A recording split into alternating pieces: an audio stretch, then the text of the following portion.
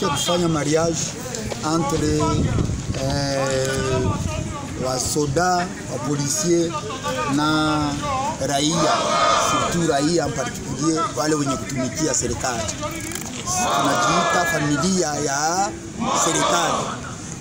Imeonekana kama hapa Uvira tumefanya comité local de sécurité na wakaaji wanasema kama leta analala.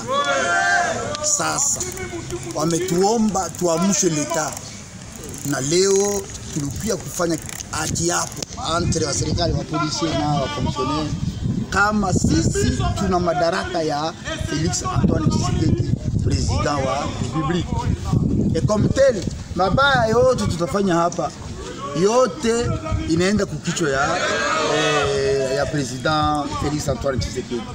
Alors, kama réellement tunampenda, sasa ndio wakati ya kuweza kuanza kutumika na madaraka tumepewa ili tuamshe leta afanye kazi yake, mambo yote yarudie mstari.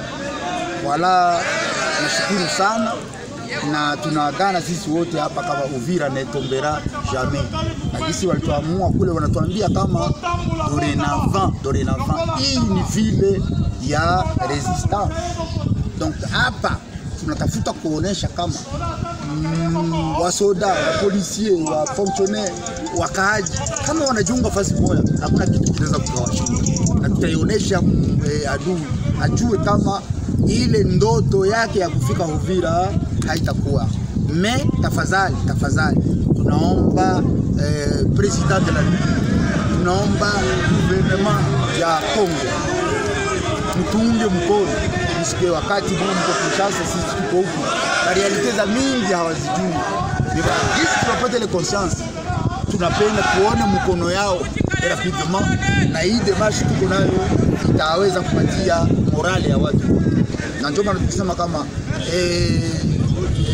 hii mwezi ya anniversaire ya independence, na tunaprofite kwa hii mwezi de façon que tuweze kupana mfano ya itaenda Kongo mzima, ya itaenda Afrika mzima, kwa dunia mzima, kama ni raia mwenyewe ndio anaweza akakamata destin yake mkono. Ndio apeli yetu kama ndio.